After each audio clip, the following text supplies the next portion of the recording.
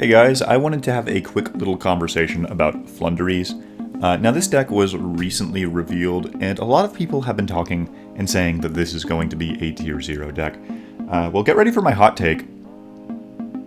No, it's not. It's not a tier 0 deck. Tier 0 decks do not lose to a singular well-timed interruption, and they certainly do not lose to the die roll. At least not inherently against most matchups. I think people have been looking at this deck in terms of its matchups against the meta, and in terms of if it knows what it's going up against, it can create a board that is nearly impossible for some of those decks to get over. But it's kind of the point. It is an anti-meta deck at heart, and that's what anti-meta decks are supposed to do. They're supposed to have a good matchup against the meta. And you're not always going to know what you're going up against. Like, people have been talking like this deck just kind of auto wins against Eldritch if you can set up Dark Simorgh, but you might not even be main decking Dark Simorgh, and you might not know that you're going up against Eldritch. Certainly not if you're like a YCS, you don't know who your opponents are and who they're or what they're playing. So I wanted to give some quick kind of tech choices and show you some cards that are really good to play up against this deck, just to kind of ease into it and show you guys that no, this is not a tier 0 deck. Now, for those of you who don't know how this deck works, I'm going to give a quick overview on the deck. For those of you who do already understand how the deck works and just want some tech choices to beat it, I'll leave a timestamp in the description and you can go ahead and skip to that portion of the video, but for those of you who don't, basically the way that this deck works is it is a tribute summon deck built around winged beast monsters. You have your high level winged beast, which you summon through tribute summoning, and you have your low level ones, which perform a specific action and then grant you an additional normal summon. Additionally, they're banished when they leave the field, and when you normal summon a winged beast monster, you can add them back to hand. This does create a chain, so it allows you to chain block on summon effects. So for example, your ping one will be able to search a spell or trap card, and then you can chain block it by having, say, your Robin as chain link 2, so that your opponent can't hit your ping one with something like Cypher Gamma. Additionally, they have really powerful trap cards. Their counter trap prevents a special summon, and then returns the special summon monster to the hand, and then your opponent can't special summon for the rest of the turn. So extremely powerful on paper. And they have a trap card that also grants you an additional normal summon, allowing you to get to your tribute summon monsters on the opponent's turn.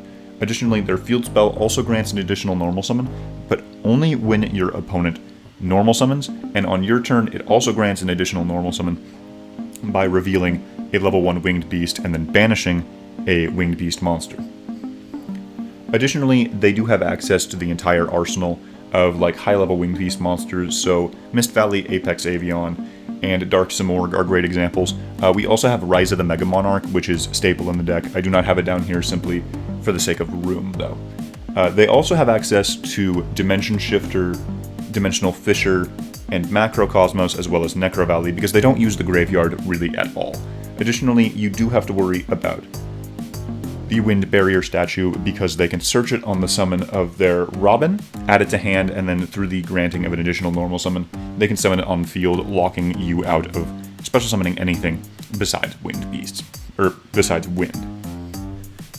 Now, this deck, it does look very intimidating on paper. The biggest reason is simply because a lot of traditional cards aren't very good against it past turn 1. So going second against the deck can be very intimidating, especially with their ability to chain block. But if you still think this is a tier 0 deck, I want to point out one very simple card to you. Red Eyes Fusion. Red Eyes Fusion, even if your opponent Dimensional Fishers, it doesn't matter, it fusion summons from deck, and it gets you to Red Eyes Dark Dragoon.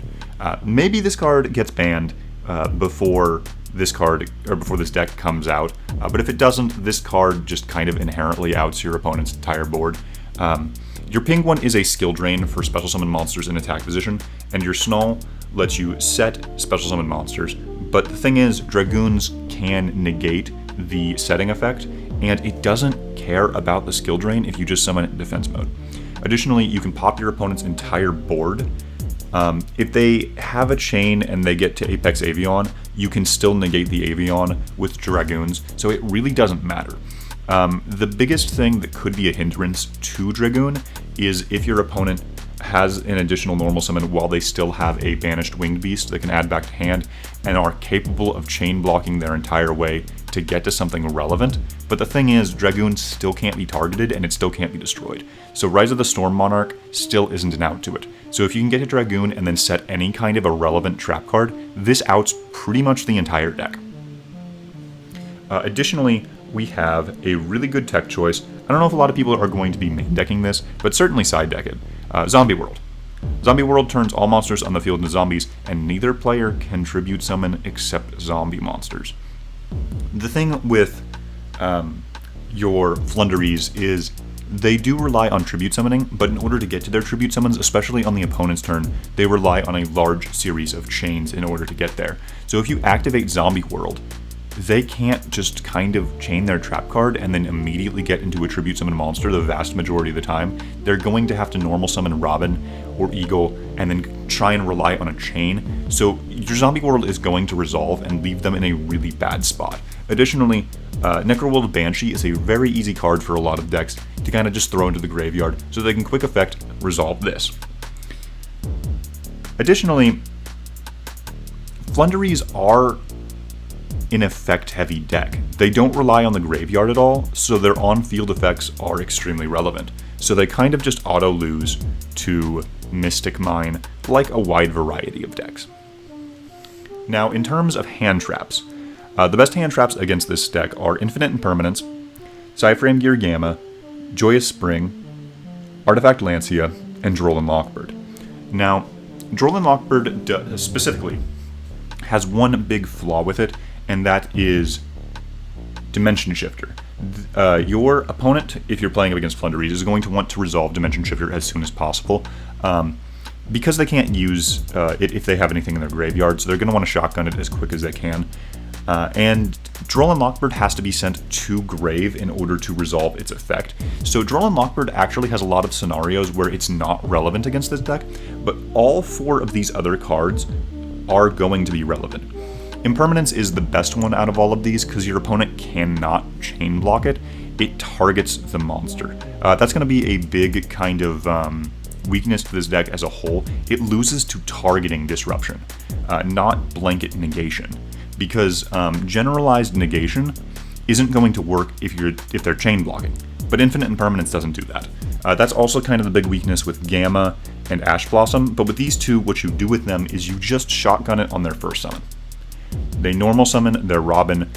Specifically with Gamma, you'll destroy it and send it to grave, which is really bad for a Flundereeze player because the only functional way that they have to get it back into rotation is banishing it with their Ostrich and then getting it back later on in the game. Ash Blossom is just... It discards, so you don't have to worry about the same weakness as Droll, and it is kind of just good against everything, so it's going to be good here. Lancia is probably the worst out of all of these hand traps, but what it does do is it locks your opponent out of their kind of infinite resource loop. They're not going to be getting back their birds immediately, so they're going to have other cards that need to resolve before they can continue their combos. Additionally, here we have probably my favorite tech, Forbidden Chalice. This can be used whenever you want. It's good against a lot of different decks, and being able to just hit their normal summon on your turn or your opponent's at any point it's a crazy card. Additionally, they don't have any protection against destruction or targeting, so Raigeki is really good, Lightning Storm's good. Lightning Storm also has the dual usage of destroying their back row. They can play a lot of floodgates, but if you just destroy all of their spells and traps, they're stuck. Also, with Mind Control specifically, they have negation for the opponent, but it doesn't affect both sides. So if you take control of their Penguin, you get yourself out of skill drain, and then you get an immediate material. The spell and trap destruction in general is just really good, especially Red Reboot, because you can negate their counter trap. But you are going to need to get to a point where you can just kind of out the rest of their plays as a whole, which isn't that hard if you can get to two good disruptions against the deck. Pankratops is also a good out, because you can just special summon it in defense mode and then pop their ping one. The biggest problem with Pankratops is they have their counter trap to lock you out of special summoning, so it's a little risky if they decide to set up their counter trap, but elsewise it's really good. Kaijus can also be used to out their big boss monsters.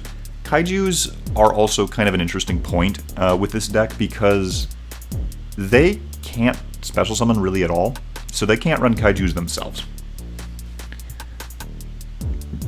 Instant Fusion is also a really interesting out because of Millenniumize Restrict. A Millenniumize Restrict is not a regular disruption. You target a monster your opponent controls or a monster in their graveyard when they activate an effect. This is why this is usually used to out hand traps, but against this deck in particular, you can grab their monster that they're trying to resolve. It can't be used to tribute anymore, and then its effects are negated, and they can't really use monsters with the same name for the rest of the turn. So those are all really good ways to deal with this deck if you're going second. Now, if you go first, it's so easy. It's such an easy deck to deal with if you're going first. If you just set up something like a Photon Strike Bouncer, Cyber Dragon Infinity, Baguska too. It's all really good. If they can't resolve their normal summons, they really can't functionally play. And they only get really 2 normal summons a turn on your turn or on their turn. Their field spell gives them an additional normal summon on both players' turns. But if you just stop them from resolving the effects of their normal summon monsters, it's all just so easy. Clearwing Synchro Dragon, just negate their first summon. Herald of the Arclight, just negate their first summon. Borreload Savage Dragon, just negate their first summon. And then some of these are good going first or second too, like Hot Red Dragon Archfiend Abyss. It doesn't matter if they chain block, you just hit the monster on board. You can say the same thing about Felgrand. And Apollosa. Apollosa just continually negate their first summon. They also kind of have an issue getting over untargetable, non-destructible monsters or cards like Ultimate Falcon. So if you're playing Attic Nister, they don't functionally have a really good out for the Arrival. And if you're playing Code Talkers, like I usually do, if you get your Firewall Dragon unaffected by opponent's effects through Gachiri, and you just bounce back their first 2 summons after they get their first summons on board, they don't have a lot of ways to deal with that.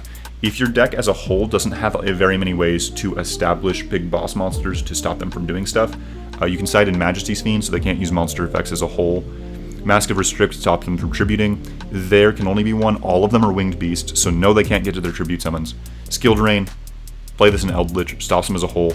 All of the Solemns are good against them, particularly Solemn Warning, since you can stop a normal summon at any point, and they need the normal summon to get back their monsters. Additionally, Signet Conflict is a really good trap card against them if you happen to be playing Code Talkers, since you can negate their monster effect if they're going second, banish it, and they can't use the monster effect until the end of the next turn. So even if they can normal summon a Robin on your turn, it stops them too. Some of these last cards are a little iffier against the deck. Dark Ruler No More is kind of iffy. I don't know if I'd be playing this. Forbidden Droplets is also kind of iffy because it has to send cards from field to grave, and it conflicts with Dimension Shifter. And you also have the problems with Herald of the Orange Light and Herald of Ultimateness. If they resolve Dimension Shifter, you're not going to be able to negate any of their stuff. I do have Subterra Guru here because I don't know if this deck can beat Guru going first or second. So if you just happen to have a lot of people playing this Flundereeze deck, Guru is just so good. You can play the Red Eyes stuff, you can set this, you play a lot of trap cards. Flundereeze kind of struggle with traps. So that's kind of what I have here. I hope this kind of proves a general point.